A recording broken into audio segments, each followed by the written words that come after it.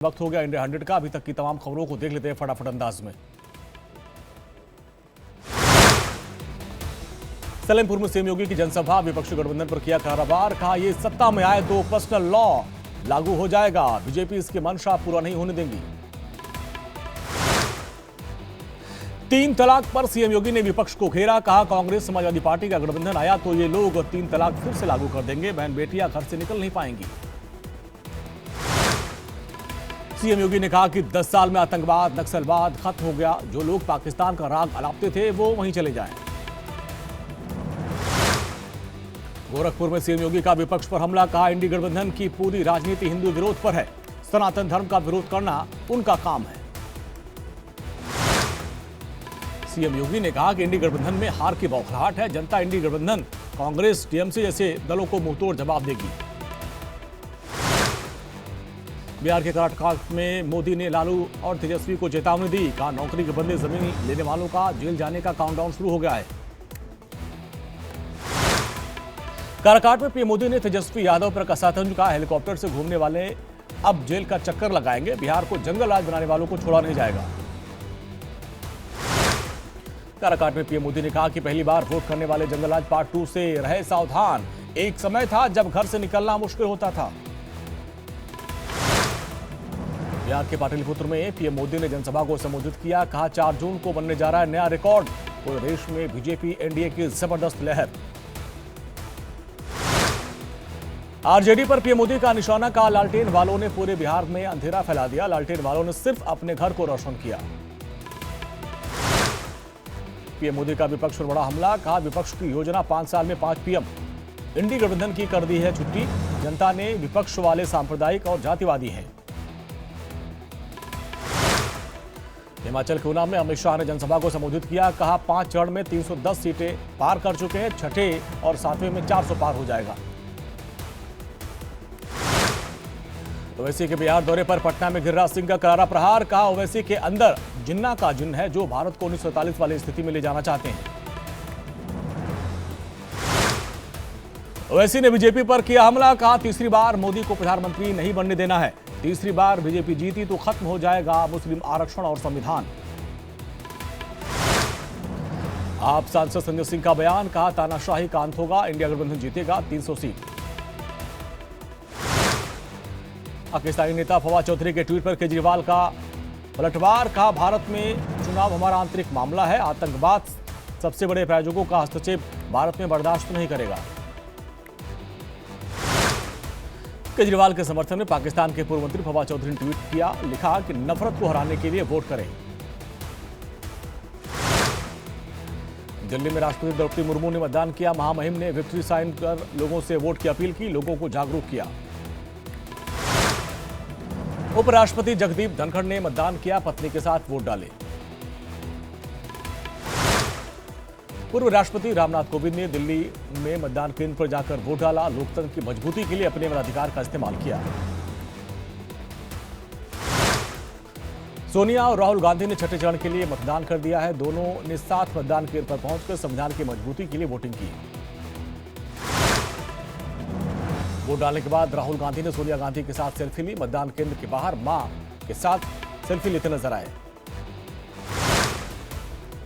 दिल्ली में कांग्रेस महासचिव प्रियंका गांधी वाड्रा ने वोट डाला, अटल आदर्श विद्यालय मतदान केंद्र पर मतदान किया। दिल्ली में प्रियंका गांधी के बेटे और बेटी ने भी मतदान किया। लोकतंत्र के इस पर्व में सभी को वोट करना चाहिए, लोगों को जागरूक भी किया। दिल्ली में विदेश मंत्री एस जयशंकर ने वोट डाला, परिवार के साथ मतदान करने पहुंचे और लोगों से भी वोट की अपील की। केंद्रीय मंत्री हरदीप सिंह पुरी ने छठे चरण के चुनाव के लिए वोटिंग की। दिल्ली में मोतीबाग में बने मतदान केंद्र पहुंचकर अपने मत का इस्तेमाल किया। दिल्ली के सीएम केजरीवाल के पिता वोटिंग करने पहुंचे, लोकतंत्र के पर्व में अपने मताधिकार का इस्तेमाल किया। दिल्ली के सीएम केजरीवाल ने मतदान किया, पत्नी सुनीता केजरीवाल के साथ वोट डालने पहुंचे। मनोज तिवारी ने लोकतंत्र के उत्सव में हिस्सा लिया, देश की मजबूती के लिए वोट किया। दिल्ली के कालकाजी में आतिशी ने मतदान किया, लोगों के साथ लाइन में खड़े होकर बूथ नंबर 67 पर वोट किया। दिल्ली में मंत्री सौरभ भारद्वाज ने लोकतंत्र की मजबूती के लिए मतदान किया। मतदान केंद्र पर आम नागरिकों के साथ लाइन में लगकर वोट। लोकसभा चुनाव के छठे चरण के लिए स्वाति मालीवाल ने मतदान किया। कहा, राजनीति में महिलाओं की हिस्सेदारी बहुत अहम है। दिल्ली में बीजेपी उम्मीदवार बासुरी स्वराज ने मतदान किया। लोगों से भी वोट की अपील की। बासुरी स्वराज के पिता ने छठे चरण के लिए मतदान किया। उंगली में नीली स्याही दिखाकर लोगों से भी वोट की अपील की। दिल्ली कांग्रेस के अध्यक्ष वीरेंद्र सचदेवा ने अपने मताधिकार का इस्तेमाल किया। मतदान केंद्र पहुंचकर वोट डाला। साउथ दिल्ली से बीजेपी के उम्मीदवार रामवीर सिंह विधूड़ी ने भी वोट डाला। विक्ट्री साइन कर लोगों से भी वोट की अपील की। दिल्ली के उत्तर पश्चिम सीट से बीजेपी के उम्मीदवार ने मतदान किया। योगेंद्र चंदौलिया ने वोट देकर लोगों को जागरूक किया। जौनपुर में धनंजय सिंह ने पत्नी के साथ मतदान किया। मतदान केंद्र पहुंचकर अपने मताधिकार का इस्तेमाल किया। लोगों को भी जागरूक किया। प्रयागराज में बीजेपी सांसद रीता बहुगुणा जोशी ने अपने पति के साथ वोट डाला और लोगों में उत्साह। जनमन की मंशा है कि पीएम मोदी एक बार फिर से प्रधानमंत्री बने।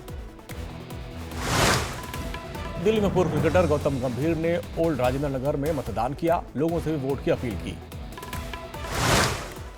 हरियाणा के नारायणगढ़ में सीएम नायब सिंह सैनी ने मतदान किया। मतदान के बाद लोगों से भी वोट करने की अपील की। हरियाणा के पूर्व सीएम मनोहर लाल ने करनाल में वोट किया। सुबह सुबह मतदान केंद्र पर पहुंचे और लोकतंत्र के महापर्व में हिस्सा लिया। अलका लांबा ने अपने पिता और बेटे के साथ मतदान किया। कहा, सभी लोग अपने कीमती वोट दें और देश के लोकतंत्र संविधान को बचाएं।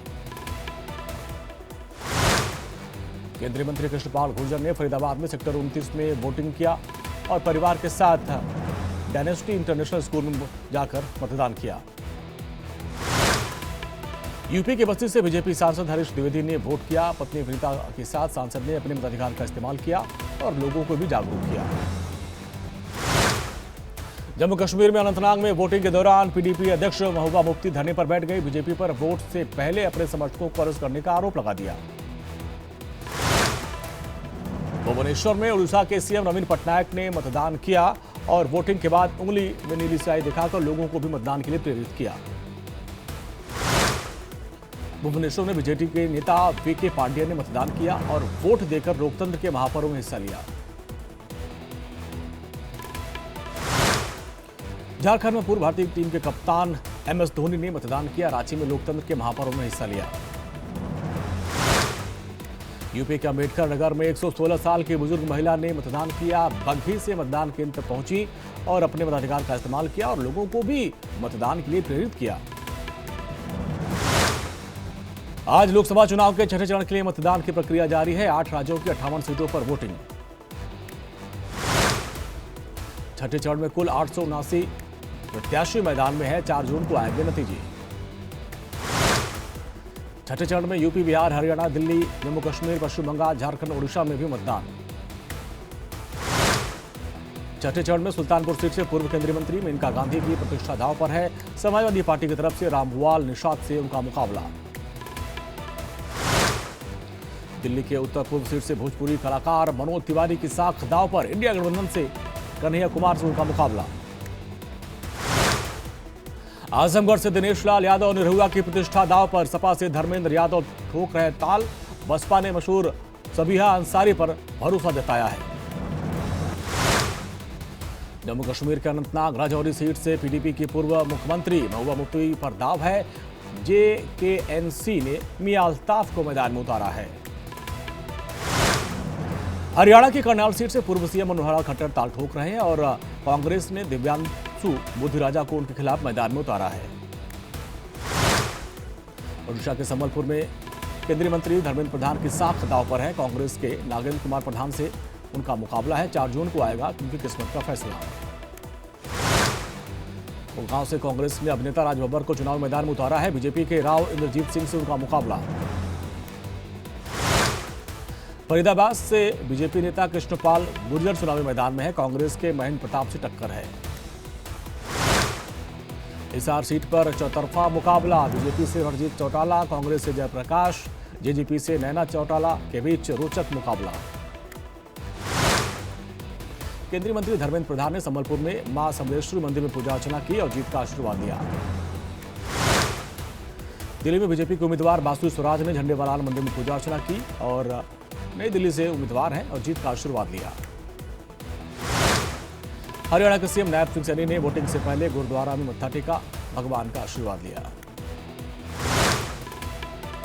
हरियाणा के कुरुक्षेत्र से बीजेपी के उम्मीदवार नवीन जिंदल ने पत्नी के साथ सिद्धेश्वर मंदिर में जाकर पूजा अर्चना की, भोलेनाथ पर जलाभिषेक कर उनसे आशीर्वाद लिया। हरियाणा के पंचकुला में बीजेपी के प्रत्याशी बंटू कटारिया ने माता मनसा देवी मंदिर में जाकर मत्था टेका, वोटिंग से पहले आशीर्वाद लिया। अंबाला से ये उम्मीदवार हैं।